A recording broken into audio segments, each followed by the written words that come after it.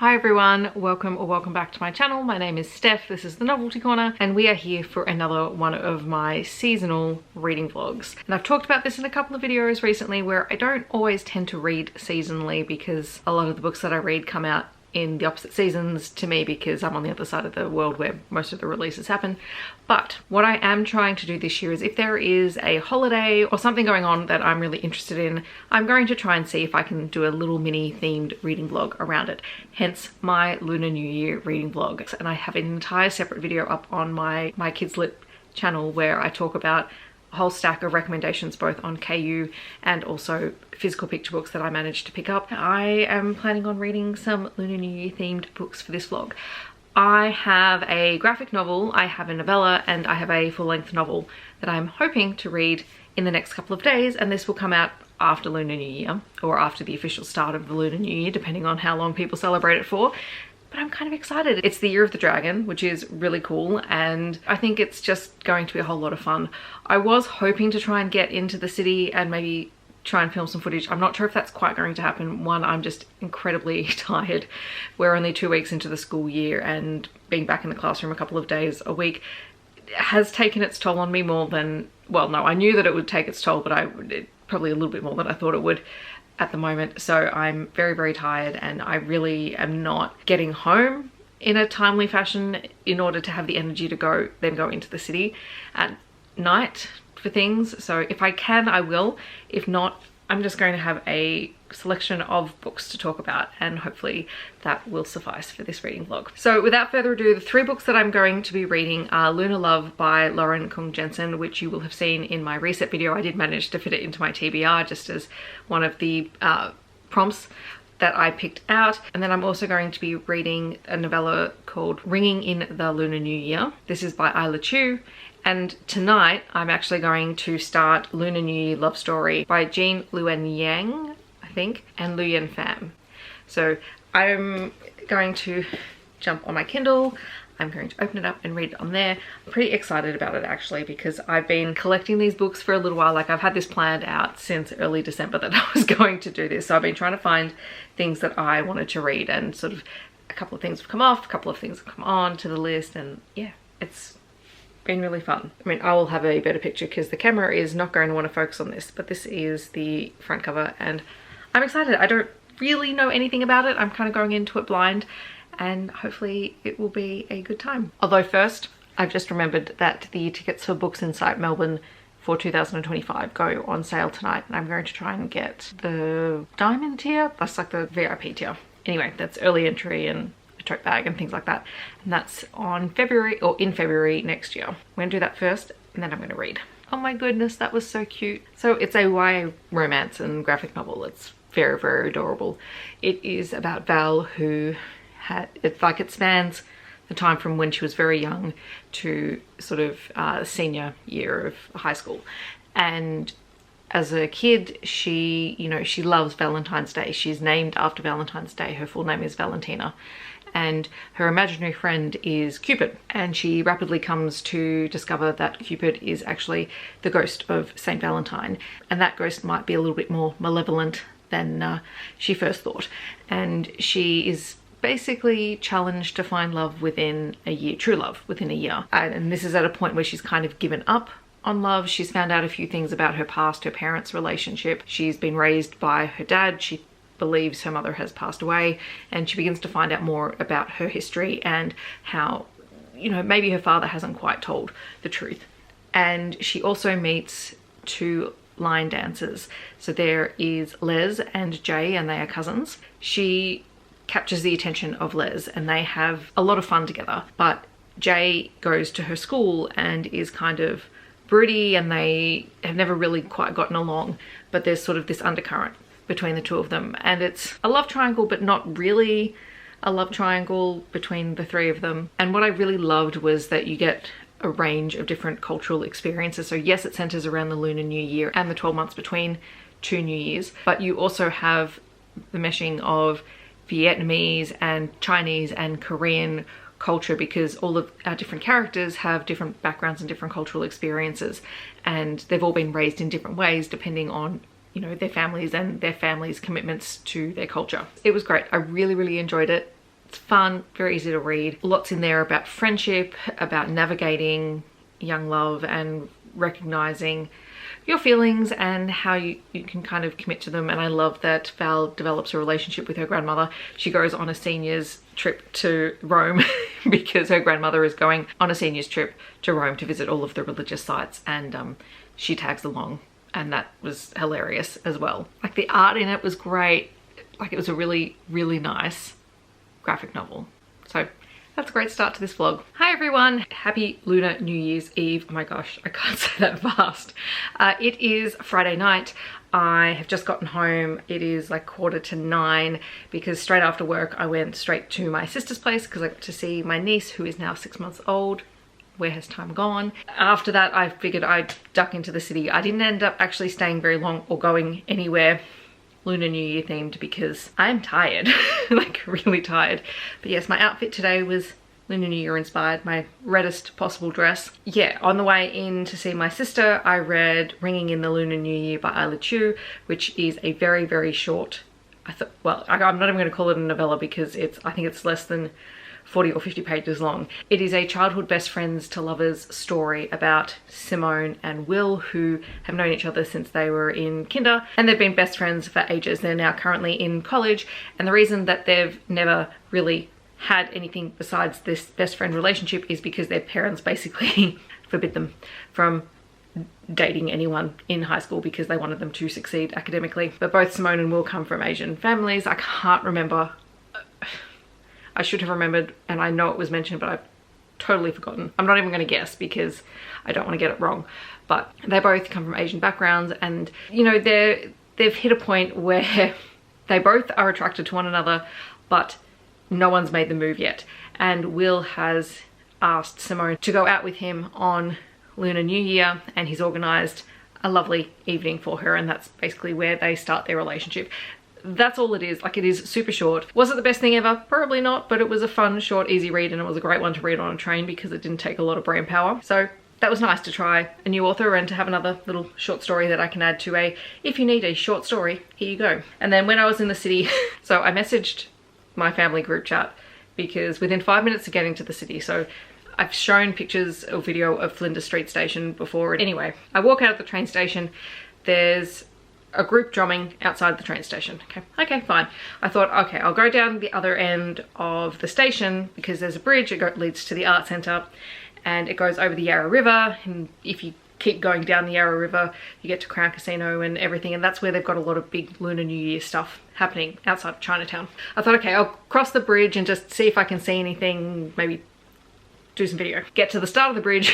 There are cop cars everywhere. There are a couple of crime scene vans, and the bridge is blocked off. Okay, and then I'm heading back in the total opposite direction, back up to the bookstore. And as we're crossing the road, there is a silent disco group walking around. I'm like, okay, I have been here for 5 minutes. I've barely left the train station area, and I have seen a performance group, a crime scene, and a silent disco. And that is basically Friday night in Melbourne, apparently. I don't know what's up with the crime scene. I couldn't see anything, but yeah, I had a bit of a laugh because that was a lot of things to see in 5 minutes. And then I went to Dimmicks, and my Valentine's Day present to myself was books, because I know this is outside of my book spending little plan, but it's Valentine's Day and I bought myself books. None of them are romance books because why would they be romance books? Anyway, I also got this tote, which I really like. It says, "Embrace all the colours of life." I like it because it's rainbow. Also, it's a nice message. So this is not reading related, but this is Casey Rainbow's wrapped up book. So this is all wrapping paper. And I love Casey Rainbow's designs. I have, not this one, I have this pattern on a dress or a top, I think. I love her designs. Yes, I can use them for wrapping paper. Oh my gosh, I think this one's my favorite.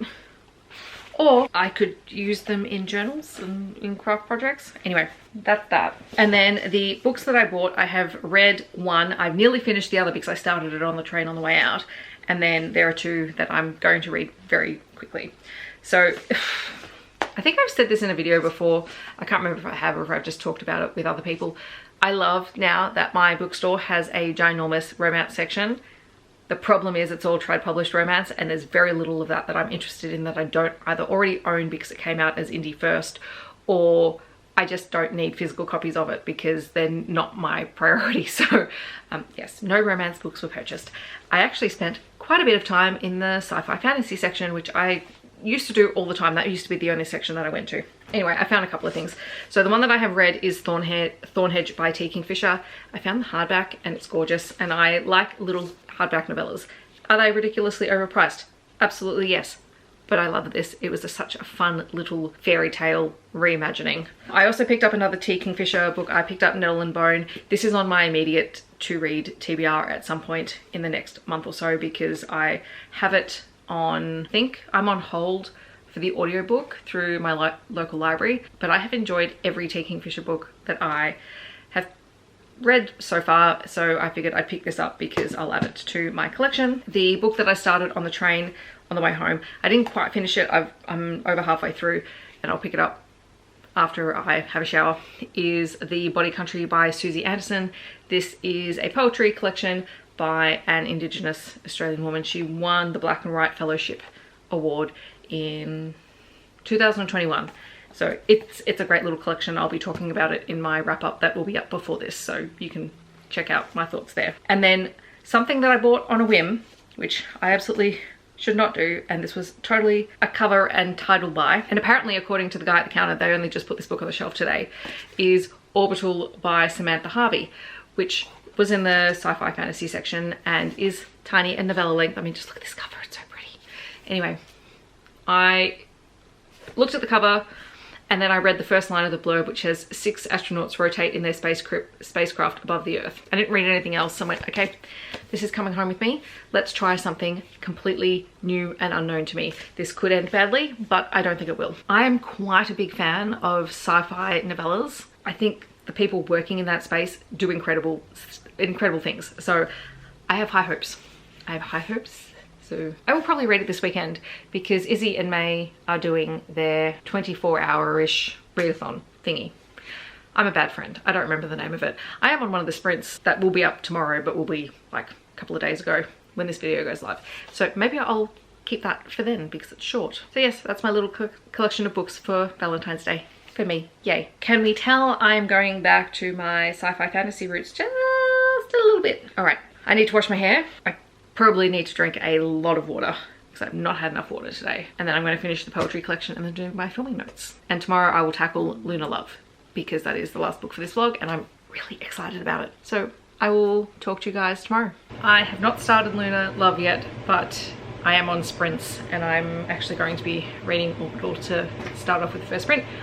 But I have made myself some spring rolls for lunch. So I actually went to the supermarket this morning and just went into the Asian grocery aisle and just went, right, what do I feel like? And picked up a bunch of things that I'm going to try and then went to the freezer section and bought food. So it will be spring rolls and gyoza and I think I had barbecue pork buns, which I'll do for dinner tonight. So sorry for the fan noises in the back, but yeah.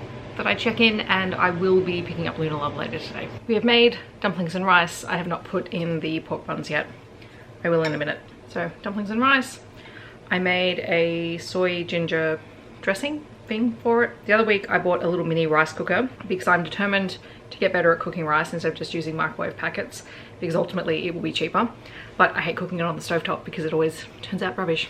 But today I don't know what I did. I didn't do it as well. So it's not the best rice, but we'll eat it anyway because it's food. Dinner is ready to eat. So I am 86 pages into Lunar Love.